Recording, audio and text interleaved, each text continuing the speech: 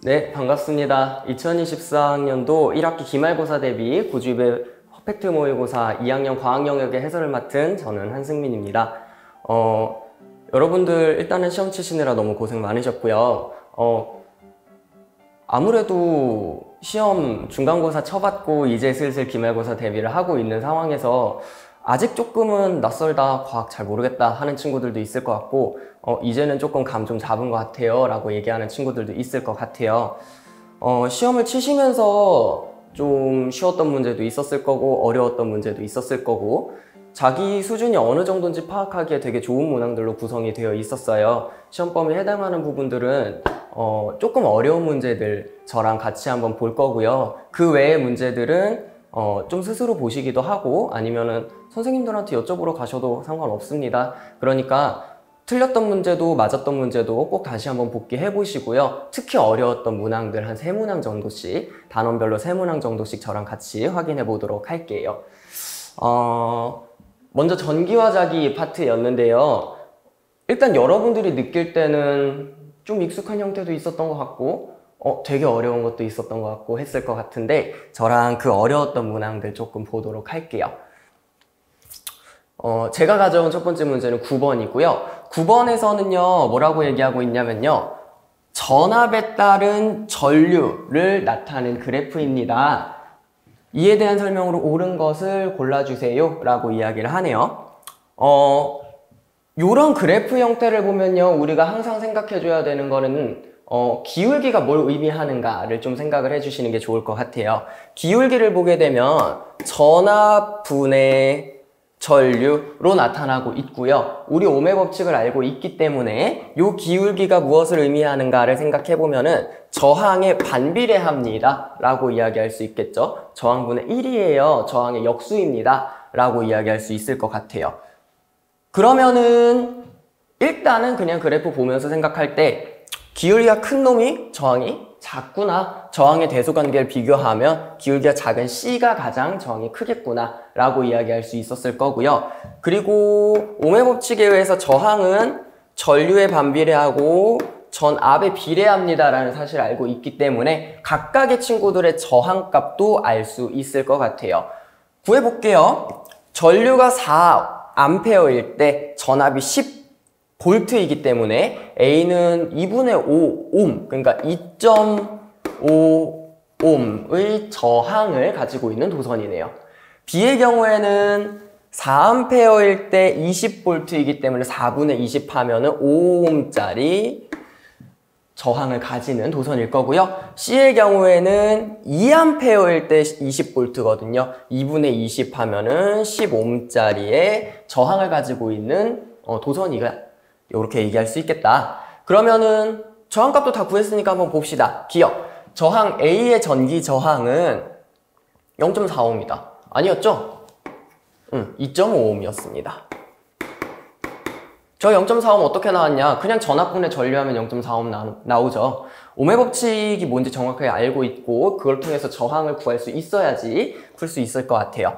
니은에서는요, 저항이 일정할 때 전류의 세기는 전압의 세기에 비례한다. 요거는 우리가 전류와 전압 사이의 관계만 파악을 해주시면 되는 것 같아요. 전류, 전하의 흐름, 그 전하의 흐름을 밀어주는 힘이 전압이었거든. 그러니까 요거는 맞는 말 되겠고요. 디귿으로 가시면 저항 B와 C를 직렬 연결하면 전체 저항의 크기가 15옴이에요 라고 얘기하고 있거든요. 직렬 연결에서는요, 저항들을 추가해서 연결을 하면요, 전체 도선에 걸리는 저항값, 즉 합성 저항이 어떻게 해야 된다? 직렬 연결 때는 더해주면 된다 라고 했거든. 근데 B랑 C를 보시면 B가 5옴의 저항, C가 10옴의 저항이거든. 그러니까 얘네 두 개를 더하면 직렬 연결에서는 15옴 나오겠죠. 디귿 맞는 말. 그 다음에 리을로 가시면요, 저항 A, B, C를 각각의 같은 크기의 전압에 연결했어요. 저항 A에 가장 센 전류가 흐르는데 저항이 약할수록, 낮을수록 전류는 강하게 흐르겠죠. 전압이 일정하다라고 했으니까. 그러니까 저항이 가장 작은 A 도선에 가장 센 전류가 흐르겠네요. 니은 디귿 리을 다 맞아서 5번이구나 얘기할 수 있을 것 같습니다. 됐나? 다음 문제로 넘어가 보겠습니다. 10번 문제를 가지고 왔는데요. 여러분 시험지 기준으로 10번 문제. 제일 어려워했지 않았을까 싶은 생각도 좀 들고요. 그리고 사실은 10번 문제의 경우에는 여러분들 교육과정에서는 직렬과 병렬로 저항을 합쳐서 혼합해서 넣는 거는 지금 교육과정에서 사실 빠져 있어요. 그런데 문제는 뭐다? 어렵게 내려면 낼 수 있다. 우리가 충분히 유추해낼 수 있으니까. 오케이. 같이 한번 생각을 해보도록 할게요. 전체 도선에 걸리고 있는 지금 전압이 10V예요. 직렬 연결과 병렬 연결의 차이를 좀 생각해 주셨어야 됐던 것 같은데, 직렬 연결에서는요, 전체 흐르는 전류가 일정해요. 전류가 일정하고, 그거에 따라서 저항에 걸리는 전압이 달라지고, 도선 전체의 전압값은 각각의 저항에 걸리는 전압값의 합과 같다 라고 얘기하는 게 직렬 연결이었고요. 반대로 병렬 연결은요, 도선 전체에 걸리는 전압이 일정합니다. 전압이 일정해서 저항값에 각각의 전류가 걸릴 거고요. 그래서 도선 전체에 흐르는 전류값이 각각의 저항에 걸리는 전류값과 같다. 합과 같다 라고 이야기하게 되고, 그때 직렬 연결의 경우에는 저항을 추가하면 추가할수록 도선 전체에 걸리는 저항값이 증가한다. 병렬 연결에는 오히려 저항을 추가할수록 전하가 지나다닐 수 있는 길이 많아지기 때문에 전체 저항값은 감소한다 라고 이야기를 하거든요. 그 직렬 연결과 병렬 연결의 특징을 하나하나 생각하면서 가볼게요. 자, 요렇게 생각하는 거야. 여기 하나랑 요 한 세트가 각각 직렬 연결로 연결되어 있는 상태예요. 오케이? 왼쪽에 병렬 연결 세트, 그리고 나눠져서 있는 직렬 연결 한 세트가 각각의 직렬 연결의 저항이다 라고 생각을 하는 거야. 근데 그 직렬 연결의 저항 안에 한 번 더 병렬 연결로 나눠져. 그러니까 이 병렬 연결들은 그 직렬 연결에서 들어가서 병렬 연결로 생각해 주는 거고요. 그 안에서 또 직렬 연결이 있네? 얘네는 또 다시 직렬 연결로 생각해 주시는 거예요. 어렵죠? 쉽지 않아요. 그래서 빠졌어요, 사실은. 근데 우리가 이 정도는 충분히 유추해낼 수 있다. 오케이? 가볼게요. 직렬 연결이기 때문에 요 두 개, 여기 직렬 연결 상에서 존재하는 저항은요, 두 개를 어떻게 해주면 된다? 합쳐주면 된다. 그래서 여기 전체에 존재하는 저항의 값이요, 유곰이구나 라고 이해할 수 있는 거고요. 그러면 병렬 연결 전체에 존재하는 저항은요, 우리 요렇게 얘기할 거거든. 전체 저항은 각각의 저항에 걸리는 저항값을 더해주는 걸로 할 건데, 어떻게 더해줄 거야? 역수로 더해줄 거야. 그러니까 요 병렬 연결 전체에 걸리는 애는요, 6분의 1 더하기 6분의 1이거든? 그게 몇이니? 6분의 2, 3분의 1이죠. 그게 뭐라고? 저항 분의 1이라고. 합성 저항 분의 1. 그럼 합성 저항이 얼마인 거야? 전체에 여기 병렬 연결에 존재한 합성 저항이 3옴인 거예요. 됐나? 그러면은 여기 저항 나왔고 여기 저항 나왔네. 전압 있어요. 어떻게 할 거야? 저항은 직렬 연결에서는 전압은 저항에 비례하게 나누어 걸릴 거다. 오케이? 그러면은 10V잖아? 3대2로 나눠 가져야겠네? 여기로 몇 볼트 들어가는 거야? 6V 들어갈 거고 여기로 4V 나눠져 들어갈 거예요. 오케이? 그러면은 전류값도 구할 수 있어요. 전류는 저항에 반비례하고 전압에 비례하죠. 그러니까 저항분의 전류 해주면은 2A. 여기도 마찬가지로 2A. 2A 전류가 어때요? 동일해요. 왜? 직렬 연결이잖아. 그러니까 도선 전체에 존재하는 전류의 세기는 얼마다? 2A로 갈 거고요. 그때 도선 전체에 존재하는 저항의 크기는 얼마다? 더해주면 되지? 5옴이구나. 요렇게 얘기해 주겠다는 거야. 한 번만 더 들어갑시다. 그러면 여기에 걸리는 전압 구했어. 얼마야? 6V야. 근데 병렬 연결에서는 전압이 일정해. 6V 나누어 걸릴 거고요. 그럼 여기 몇 암페어인 거야? 1A 나누어 걸릴 거고 여기도 마찬가지로 1A로 나누어져 걸리게 돼요. 오케이. 근데 여기 직렬 연결이네. 얘도 1A, 얘도 1A 나누어 걸릴 거고요. 전압은 어떻게 나누어 걸려? 저항에 비례하게 나누어 걸릴 거예요. 얼마입니까? 3V, 3V. 다 구했다. 쉽지 않았죠? 어려워요. 어려운 문제 맞아요. 이거 굉장히 어려운 문제고요. 여러분들이 잘 추론해내기 좀 어려웠을 거예요. 그러니까 꼭 이거 다시 차근차근 따라오고 난 뒤에 스스로 해보면서 꼭 체크 한번 해보세요. 해석하는 연습 해보시길 바라겠고요.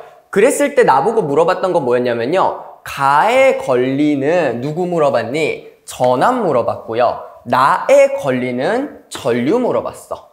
전압은 몇 볼트였냐면 3볼트였었고요. 3볼트 3번 4번에 있네. 근데 저항 나에 걸리는 전류의 세기는 얼마였냐면 2A였어. 그래서 3번이에요. 오케이. 쉽지 않아요.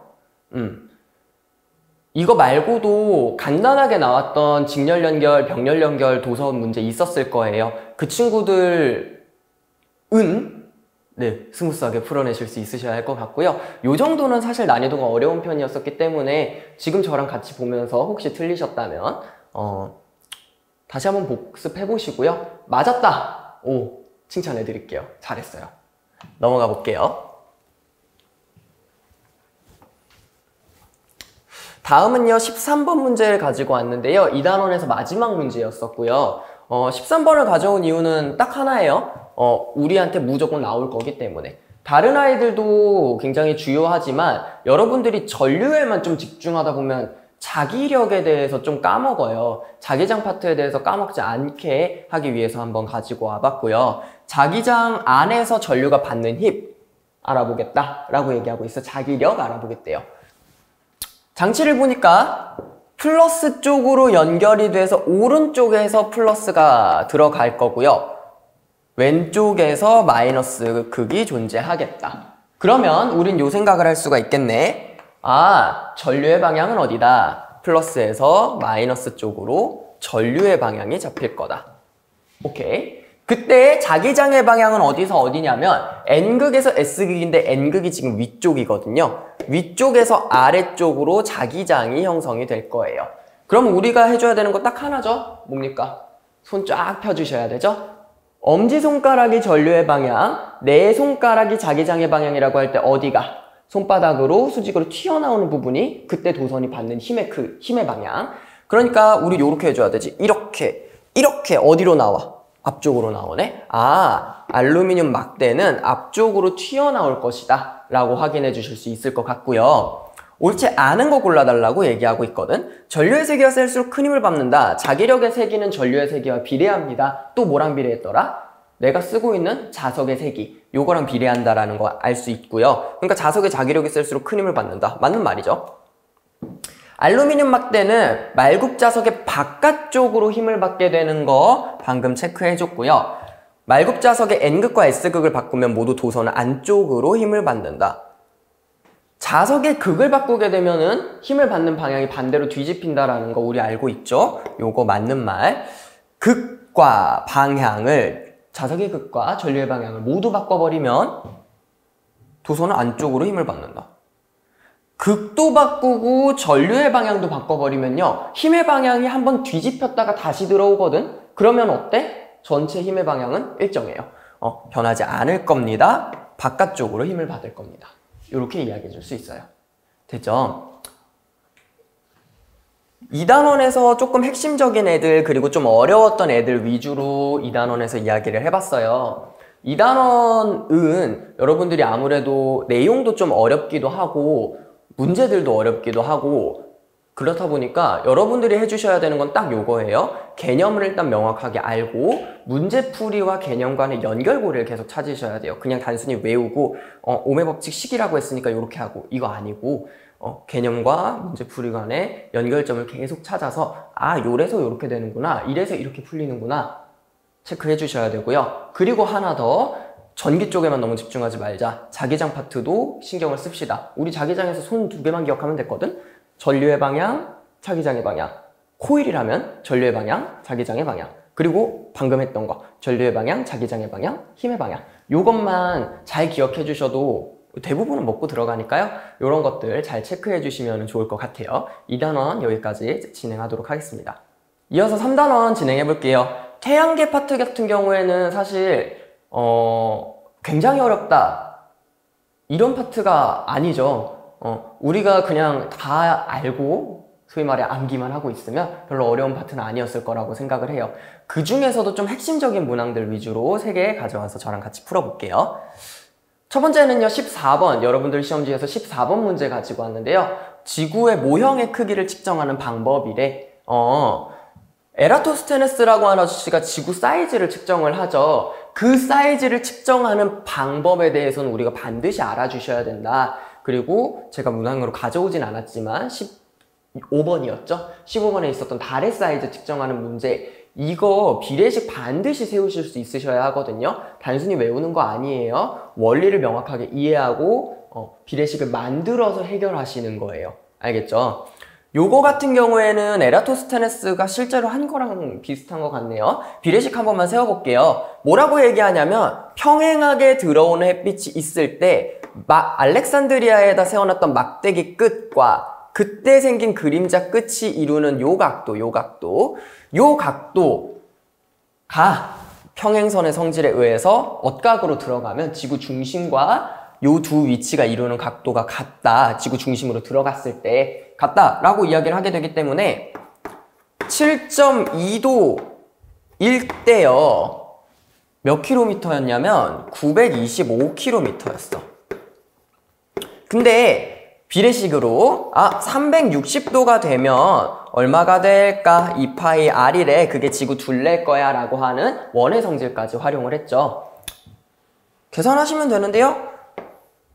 외항과 내항의 곱은 같다. 해결해 준 다음에 계산을 해보시면은 2파이 r과 7.2가 곱해질 거고 그게 요거랑 같아. 그럼 7.2 넘기면 7.2만 아래로 가겠네? 요거 맞아? 그러니까 2파이 r 구하라고 했어요. 어떻게 해주면 돼? 7.2분의 360도 곱하기 925km라고 하는 2번이 정답이 되겠네요. 오케이, 요거 비례식 반드시 세우실 수 있으셔야 해요.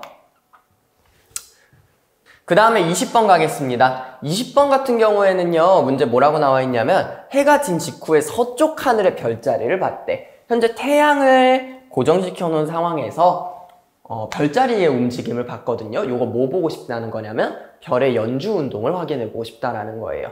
별의 연주 운동은 뭐라고 얘기했었냐면 매일매일 하루에 약 1도 정도씩 지구 공전에 의해서 나타나는 겉보기 운동인데 동쪽에서 서쪽으로 움직일 거예요 라고 얘기를 했거든. 그러니까 서쪽 하늘로 점점 내려갈수록 뒤에 찍힌 거다 라고 이야기할 수 있었고요. 그래서 다가 첫 번째 찍힌 사진, 그 밑에 있는 나가 두 번째 찍힌 사진, 그 다음에 맨 아래에 있는 가가 마지막으로 찍힌 사진이에요 라고 이야기해 줄 수 있을 것 같아요. 기억부터 볼게요. 관측한 순서는 다, 나, 가입니다. 제가 방금 얘기하면서 확인했고요. 니은에서 별자리 하루에 약 15도씩 이동하는 건 뭐냐면요, 일주운동이죠. 천체의 일주운동이고 얘는 지금 별의 연주운동이기 때문에 하루에 약 1도 정도씩 이동할 거라는 거. 디귿이요. 태양은 별자리를 기준으로 서쪽에서 동쪽으로 이동한다. 맞습니다. 태양은요, 지구의 공전궤도 안쪽에 있다라는 특이점 때문에 다른 겉보기 운동들과는 다르게 서쪽에서 동쪽, 반시계 방향으로 연주운동이 일어난다라는 특징이 있었어요. 나머지 아이들은 전부 다 동에서 서시계 방향이었었거든? 요 태양의 연주운동이 가지는 특징, 차이점을 꼭 기억을 해주시길 바라겠고요. 별자리는 태양을 기준으로 서에서 동쪽 바뀌었죠. 동에서 서쪽으로 이동합니다. 그러니까 기억 디귿만 맞네요. 정답 2번이구나. 됐죠? 연주운동과 관련된 문항은 반드시 하나는 나올 겁니다. 그렇기 때문에 이거 그림 잘 이해하실 수 있으시면 될 것 같고요. 3단원에서 마지막으로 가져온 문제입니다. 23번 문항이었고요. 월식 현상에 대한 설명을 이야기해달라고 하네요. 월식 현상이 뭐였었나를 생각을 해보면요. 태양이 있을 때 지구가 있고요. 지구의 그림자에 의해서 달이 가려지는 현상이었다더라. 달이 보이지 않게 되는 현상이었어요 라고 생각해 주시면 되겠죠. 기억부터 갈게요. 달이 망의 위치에 놓일 때마다 관측할 수 있는 건 아니에요. 망의 위치에 있을 때 관측할 수 있죠? 근데 망의 위치에 놓일 때마다 관측하면 우리 보름달이 없는 거잖아. 그치? 요런 표현들 잘 체크해 주세요. 은근한 낚시 포인트로 많이 나올 거고, 그리고 아마 요거 체크하지 못했으면 아마 틀린 친구들 꽤 있었을 것 같아요. 니은이요. 월식이 일어날 때 달은 달의 왼쪽부터 가려진다. 달은요, 반시계 방향 서에서 동쪽으로 공전하기 때문에 어떻게 갈 거야? 왼쪽부터 들어가서 왼쪽부터 나와요. 지구 기준으로 봤을 때. 그러니까 왼쪽부터 가려지는 거 니은 맞는 말. 디귿, 월식은 지구에서 밤이 되는 모든 지역에서 볼 수 있다. 맞습니다. 일식과의 차이점이었는데요. 일식은 달의 본그림자 또는 달의 반그림자 안에 들어와 있는 지구에서의 지역이었었고요. 월식 같은 경우에는요, 지구의 본그림자 안에 달이 들어가기 때문에 나타나는 현상이었거든. 그렇기 때문에 얘는 그냥 밤이기만 하면 전부 다 볼 수 있어. 요 포인트도 기억을 해주시면 좋을 것 같고요. 마지막 리을이요. 부분월식은 지구가 만드는 반그림자에 진입하는 중이거나 빠져나오는 중일 때 볼 수 있다. 안 되죠. 월식이랑 일식이랑 차이점이 이거였거든. 일식은 달의 본그림자에 있는 지역, 계기 일식, 달의 반그림자에 있는 지역, 부분 일식이었거든. 근데 월식 같은 경우에는요, 무조건 본그림자였어야 됐어요. 무조건 본그림자. 본그림자 안에 전부 다 들어갔어요. 계기월식. 본그림자에 약간 걸쳤어요. 부분월식. 오케이. 그래가지고 니은 디귿만 맞네요. 3번 해주시면 될 것 같아요. 네. 요렇게 3단원에 있는 문제들 저랑 조금 같이 해결을 해봤습니다. 3단원 같은 경우에는요, 사실 암기성이 굉장히 짙습니다. 많습니다. 그렇기 때문에 여러분들이 외울 거는 확실하게 외워주셔야 돼요. 제가 문항에서 가져오지는 않았지만 태양계의 구성, 그리고 태양의 특징, 대기라든지 표면이라든지 대기에서 나타나는 현상이라든지 이런 것들은 사실 그냥 외워야 되는 거야. 뭔가 이해할 만한 건덕지가 없어요. 걔네들은 그냥 안 외우면 틀리고요. 외우면 맞아요. 근데 앞에 있는 지구나 달의 사이즈를 측정하는 거, 그리고 지구의 운동과 달의 운동에 의해서 생기는 현상들 있잖아요. 걔네들은 단순하게 외우려고만 하면은 이해가 안 돼. 그러기에는 우리 머리 공간이 그렇게 많지 않단 말이에요. 걔네들은요, 확실한 어떤 현상에 의해서 나타나는 거거든? 원리에 의한 현상이기 때문에 그 현상을 이해하는 거는요, 가능합니다. 어떤 과정을 통해서 이런 일들이 일어났는가에 대한 근본적인 원인이 있어요. 원인과 결과, 그 과정을 이해하고 그 다음에 결과 외우시는 거예요. 단순하게 그 앞쪽은 암기로만 가시면 안 돼요. 알겠죠? 그래가지고 외울 거 확실하게 외우고 이해할 거는 이해하면서 가자. 단순하게 외우지만 말고. 요게 3단원에서 여러분들이 가지셔야 될 마음가짐인 것 같아요. 됐죠? 됐고요. 3단원은 여기까지 진행하고 4단원 진행해 보도록 하겠습니다. 4단원은 식물과 에너지였었고요. 아마 여러분들이 식물과 에너지는 좀 스무스하게 넘어갈 수 있는 만만한 단원이다 라고 생각하시는 케이스들이 많을 것 같아요. 근데 식물과 에너지에서 좀 신경 쓰셔야 되는 건 내용이 쉬운 만큼 실험이 많습니다. 다양한 실험이 나올 수 있기 때문에 각각의 실험 과정의 의미들을 명확하게 파악해 주시는 게 필요해요. 그래가지고 식물과 에너지는 제가 실험 문제들 위주로 가지고 와봤어요. 그 실험 문제들 같이 보면서 어떻게 해석하면 되는지 차근차근 들어가 보도록 할게요. 여러분들 시험지 기준을 29번 문제 가지고 왔고요. 광합성에 필요한 요소를 확인하기 위한 실험. 어떤 걸 확인하기 위한 실험인지 명확하게 파악을 해주세요. 이 실험은 광합성에 필요한 요소들을 확인하기 위한 실험이구나. 그럼 광합성에 필요한 요소들 뭐 있었지? 이산화탄소라든지 물이라든지 빛이라든지 이런 게 있었네. 어떤 것들을 확인해야지 걔네들을 체크할 수 있지? 이것들을 좀 잘 파악하면서 가시는 게 중요해요. 자, 숨을 불어넣어서 노란색으로 변한 BTB 용액을 시험관 ABC에다가 넣었대. BTB 용액이라고 하는 친구는요, 용액의 액성을 파악할 수 있도록 해주는 지시약이었었고요. 근데 노란색이라는 얘기는 어떻다라는 의미였냐면 이산화탄소가 많이 포함되어 있습니다 라는 의미였어요. 그래가지고 노란색이야, 내가 숨을 불어넣어서 이산화탄소를 확 공급을 해줬다 라는 거예요. 그래 놓고 나서 시험관 A, B, C를 어떻게 뒀냐? A는 그냥 뒀고요. 그대로. B는 검정말을 넣고 은박지에다 싸서 뒀어요. C는 검정말을 넣은 채로 뒀어. 그래 놓고 나서 햇빛이 잘 비치는 곳에다 두고 색깔 변화를 확인을 했대요. 색깔 변화 안 나타나 있네? 근데 우리 알 것 같아. 광합성이 일어났으면 이산화탄소를 소모해서 써서 노란색이 무슨 색으로 변했겠다? 파란색으로 변했겠다. 알고 있거든요. 그러니까 광합성이 일어났을 수 있는 C의 경우에는 파란색이 되었을 거고요. 나머지는 색깔 변화 없이 노란색으로 유지가 될 거예요. 라고 생각을 해주시고 문제로 넘어가 볼게요. 기억, 숨을 불어넣는 이유는요. 산소를 공급하기 위함이다. 산소 아니었어요. 이산화탄소였던 것 같아요. 기억 안 되고요. 니은이요. 색이 변한 시험관은 한 개이다. 맞네? C 하나밖에 없어요. 맞고 C에서 광합성이 일어났다. 확인할 수 있죠. BTB 이용액의 색깔 변화로 확인할 수 있는 내용. 리을이요. A와 B를 비교해서 광합성에 이산화탄소가 필요함을 알 수 있다. 아무것도 없는 놈이랑 검정말이 있는데 은박지에 쌓여 있는 놈 가지고 이산화탄소가 필요하다. 알 수 있어요? 없어요? 지금 둘 다 색 변화 없거든? BTB 용액의 색깔 변화가 곧 이산화탄소에 필요한지 안 하는지, 그러니까 쓰는지 안 쓰는지를 확인하는 요소인데 지금 얘 확인할 수 있어? 없어? 없어. 둘 다 광합성이 안 일어났거든. A와 B를 비교할 게 아니라 누굴 비교해야 되냐면 A와 C를 비교해야 돼요. 오케이? 그래야지 이산화탄소가 소모되어서 색깔이 변했구나를 확인할 수 있거든요. 미음이요. B와 C를 비교해서 빛이 필요함을 알 수 있다. 그렇죠. B는 은박지로 쌓아놨었기 때문에 광합성이 일어나지 않았다. 그래서 색깔 변화가 없었다 라고 얘기를 하게 되는 거고, C는 빛도 줬어. 이산화탄소 내가 아까 넣어줬지. 그러니까 광합성이 일어났어. 이렇게 이야기를 하게 되고요. 그래서 B와 C를 비교했을 때는 빛이 있어야지 광합성이 일어나는구나 확인할 수 있다라는 거고요. 그래가지고 맞는 거 니은, 디귿, 미음이 어딨니? 3번이네요. 이렇게 가주시면 될 것 같아요. 됐지? 32번 문제에 이어서 진행하도록 할게요. 32번 문제에서는 실린더 3개를 이렇게 딱딱 설치를 해놨다고 하네. 근데 하나의 실린더는요, 식물을 두고 그냥 그대로 뒀고요. 두 번째 실린더는 줄기만, 세 번째 실린더는 식물을 그대로 뒀는데 비닐을 감싸서 뒀어요.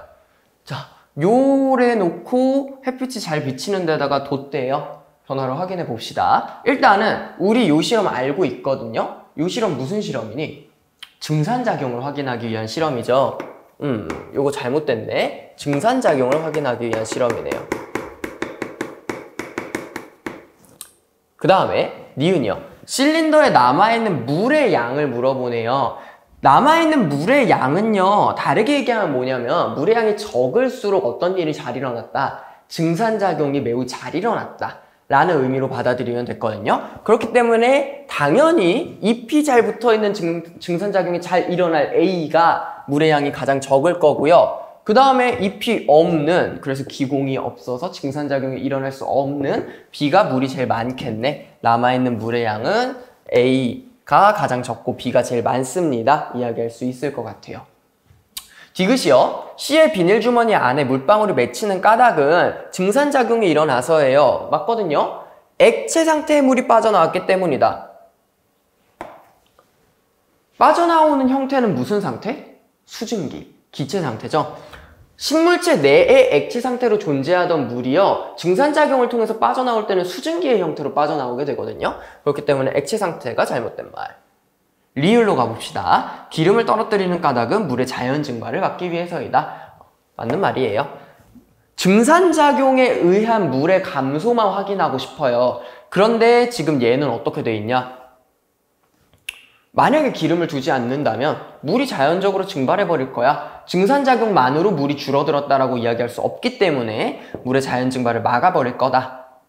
리을 맞는 말이고요. 미음 갑시다. A와 C를 비교했을 때요, 증산작용은 습도가 높을 때 잘 일어난다.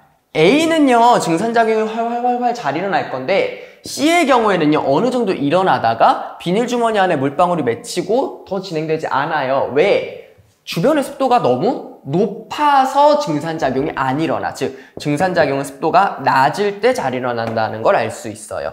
그래서 니은이랑 리을 맞네요. 2번 해주시면 됩니다. 4단원이죠? 4단원 마지막 문제 35번 보도록 하겠습니다. 호흡을 알아보기 위한 실험이에요. 광합성, 증산작용, 호흡 이렇게 크게 세 파트로 나눠서 배우게 되잖아. 그 각각을 확인하는 실험을 잘 기억을 해주세요. 페트병 2개 뒀고요. A에만 시금치 넣어놨고 어두운 곳에다 뒀대. 3시간 정도 지나서 그 안에 있던 공기를 A에다 집어넣고요. 근데 기역 페트병을 통과시켰을 때 걔가 뿌옇게 흐려졌대. 근데 기역은 A랑 B 중에 하나래요. 생각합시다. 호흡을 해요. 호흡 과정은 뭐였었냐면 포도당을 가지고 산소를 써서요. 산소와 포도당을 써서요. 이산화탄소 나오고 물 나오고 생명활동에 필요한 에너지를 얻는 과정이었다. 요거거든요. 그런데 이산화탄소가 나왔어. 그래서 이산화탄소가 석회수랑 만나면 뿌옇게 변했죠. A는 석회수다. 맞는 말. 그 석회수가 뿌옇게 흐려진 이유는 식물의 호흡 결과로 물이 만들어진 게 아니라 누가 만들어져서였냐면 이산화탄소가 만들어져서. 니은 잘못된 말. 기역은 A입니다. 시금치가 존재하는 A가 호흡을 했겠지. 그러니까 얘 이산화탄소 내보내서 뿌옇게 흐려졌겠지. 기역은 A로 옳고요. 위실험을 통해서 식물의 호흡에는 포도당이 필요함을 알 수 있다. 식물의 호흡에 포도당이 필요한 건 맞거든요. 근데 이 실험을 통해서 확인할 수 있는 건 뭐야? 호흡 결과 이산화탄소가 방출된다. 요거거든. 그러니까 요건 알 수 없어요. 됐지. 기억 티귿 1번이네요. 오케이. 4단원 문제 마무리 하도록 할게요. 4단원의 경우에는 여러분들이 아무래도 좀 내용들이 전반적으로 어렵지 않고 쉽다 보니까 조금 만만하게 여길 가능성이 있어요. 그러니까 볼 때 오히려 혹시 낚시는 없나? 아니면 좀 내가 잘 알지 못하는 조금 까다로운 표현들은 없나? 이런 것들을 좀 확실하게 잘 기억을 해주셔야 되고요. 그리고 우리가 배웠었던 여러 가지 실험들에 대해서 확실하게 이해해주고 계시면 4단원은 어렵지 않게 해결하실 수 있으실 것 같아요. 오케이, 됐죠? 네, 4단원 여기까지 진행하겠습니다. 7단원 수권과 해수의 순환 진행해 볼게요. 7단원 수권과 해수의 순환 같은 경우에는요, 외울 것도 좀 있고, 계산도 좀 해야 되고, 그러다 보니까 조금 어렵죠. 그래도 나오는 유형들이 전반적으로 정해져 있어요. 그렇기 때문에 외울 거 확실하게 외우고, 그러고 이제 염분 구해야 되겠죠? 그거 구하는 것만 조금 신경 써주시면은 크게 어렵진 않은 파트지 않을까라고 개인적으로 생각을 해요. 제가 가져온 문제는 41번 문제고요. 수자원 이용 현황을 나타낸 표래요. 일단 풀어보면요. 기역, 니은, 디귿은 각각 농업용수, 공업용수, 생활용수를 순서대로 나타난 거라고 하는데 우리 각각의 수자원의 활용과 관련해서 이용과 관련해서 누굴 제일 많이 쓰고 누굴 제일 적게 쓰는지 알고 있거든요. 지금 현재 기준으로 갈게. 물론 지금이 2024년이지만 꽤 많이 멀지만 암튼 제일 적게 쓰는 애가 누구니? 공업용수였거든요. 제일 적게 쓰는 애 니은이 공업용수구나.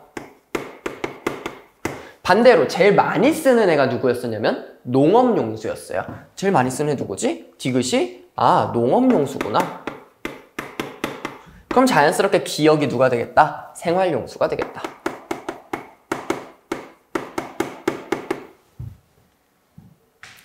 옳은 거 골라달래요. 옳은 거. 1번 기역은 농업용수이다. 아니네요. 농업용수는 디귿이었고요. 2번 원예작물을 키울 때 사용하는 물은 디귿에 포함된다. 맞죠? 농업이잖아. 농업에 쓰는 물 농업용수 디귿에 포함되니까 2번은 맞는 말.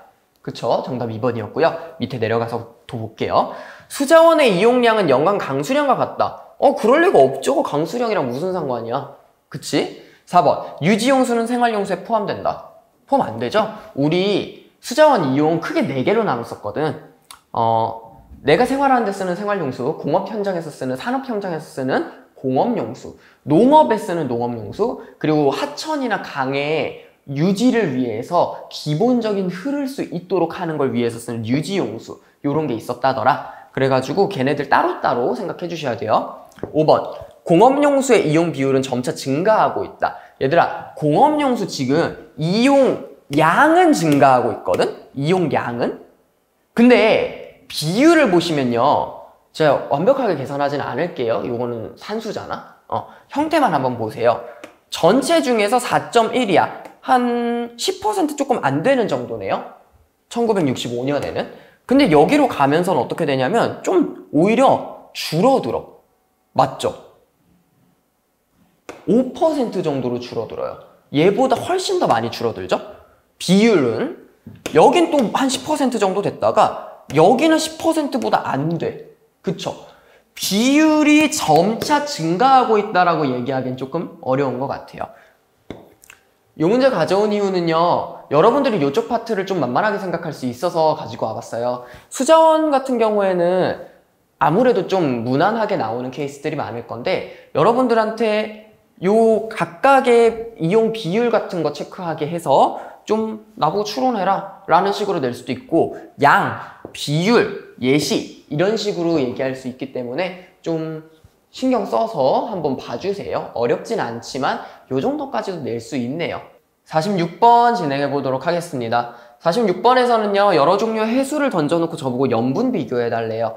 염분은요 해수 1kg 안에 들어있는 염류의 양 g이었었거든요. 그거를 PSU라고 하는 단위로 계산을 하게 됐었고요. 우리가 체크를 하게 됐고요. 비교해 봅시다. 기억은 이미 나와 있네. 30PSU인 해수래요.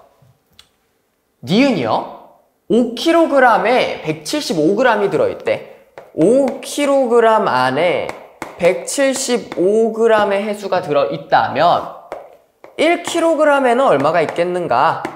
해수 1kg은 얼마 있나요? 5분의 1이죠? 35g이네. 35g. 그러니까 니은은 35PSU네 라고 이야기할 수 있습니다. 디귿이요. 증류수 2.4kg이에요. 염류 100g을 녹여서 만들었대. 그러면 전체 해수의 양이 2.5kg이 된 거고요.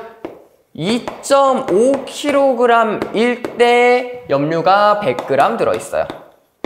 그렇다 하면 동일하게 1kg일 때는 몇 그램? 5분의 2 해주시면 되죠? 40%. 그러니까 40g. 그래서 디귿은 40PSU. 마지막 리을이요. 염화나트륨이 26g 들어있는 1kg짜리 해수인데 그때 염화나트륨의 비율, 질량비가 78%래요. 그러면 전체 염류를 X라고 잡으면 그 X의 78%에 해당하는 값이 몇 g이다? 26g이다 라고 이야기할 수 있는 거고요. 아마 요 X를 계산을 해보시면은 33.33333이 나올 거예요. 그래가지고 리을은 33.3PSU인가 봐 라고 생각해 주시면 되고요. 그래서 염분 비교하면 제일 큰 놈 누구? 디귿, 그 다음에 니은, 그 다음이 리을 기억. 드느르그 해주시면 되네. 드느르그 3번. 됐죠? 넘어가 볼게요. 마지막 문제입니다. 51번이에요. 51번. 한 달 동안 측정한 해수면의 높이 변화인데요. 우리 만조, 간조, 그리고 살이 조금. 요 조차, 조수간만의 차, 요것들에 대한 용어랑 형태들 확실하게 기억해 주시라고 한번 가지고 와봤습니다. 해수면의 높이차가 계속 왔다 갔다 하면서 매일 변화하고 있는 걸 보여주고 있는 거고요. 그거를 한 달 동안 찢어서 나눠줬어요. 기억 같게 밀물과 썰물은 하루에 약 2번 정도씩 생긴다. 우리 만조랑 간조랑의 주기가 한 12시간 25분 정도예요 라고 배우거든요. 그렇기 때문에 이건 우리가 이미 알고 있는 내용이죠. 하루에 약 2번 정도 생기는 거 맞는 말입니다. 그 다음에 조차가 가장 크게 나타날 때는 음력 25일경인데 25일경이 여기거든? 해수면의 높이차가 요 정도로 나타나요. 근데 해수면의 높이차가 많니 작니? 다른 데보다 좀 작게 나타나죠. 그러면은 조차가 이때는 가장 작게 나타난 때인 거죠. 작게 나타난 때 조금이구나. 작게 나타난 때구나. 디귿. 이 기간 동안에 살인은 한 번 있었다. 지금 보시면요. 많은 때가 계속 나오고 있거든? 한 번만 있지는 않을 거예요. 그리고 한 달 동안에 살이 조금 한 2번 정도씩 나타난다라고 얘기를 하잖아요. 잘못된 말. 이 지역에서 조력 발전을 통해 전기를 생산할 수 있을 것이다. 해수면의 높이차가 상당히 큰 걸 보아하니 조력 발전 가능할 것 같네요. 리을까지 얘기해 주시면 기억 리을 2번입니다. 네. 7단원 해설 강의 여기서 마무리하고요. 7단원 같은 경우에는 좀 계산도 있기도 하고 그리고 좀 외워야 될 것도 많고 하다 보니까 그 아이들을 좀 확실하게 잘 체크해 주시는 게 좋을 것 같아요. 그리고 아무래도 용어가 좀 낯선 애들도 있고요. 그리고 그림에서 좀 파악해야 되는 문제들도 많이 나오기 때문에 그런 거에 좀 익숙해지시면 좋지 않을까 싶어요. 네, 여기까지 해설 강의 마무리하고요. 2학년 친구들 시험 문제 보면서 우리 퍼펙트 모의고사 보면서 아마 좀 어려웠던 것도 있고 그냥 스무스하게 쉽게 갔던 친구들도 있을 거예요. 반드시 맞았던 문제들, 틀렸던 문제들 한 번씩 다시 보시고요. 맞았건 틀렸건에 상관없이 우리 파이널 모의고사에 있었던, 퍼펙트 모의고사에 있었던 문제들 꼭 보면서 한번 비교해보고 다시 한번 복기해보고 이러면서 복습 꼭 하고 시험장에 들어가시길 바랄게요. 되게 핵심적인 문항들이 많이 있기 때문에 그 문항들만 좀 잘 체크를 해주셔도 좋은 결과가 있을 거라고 믿습니다. 어려운 부분이 있으시면 언제든지 과학쌤들 찾아주시고요. 지금까지 저는 2학년 해설 맡은 한승민이었습니다. 좋은 결과 있길 빌겠습니다. 안녕!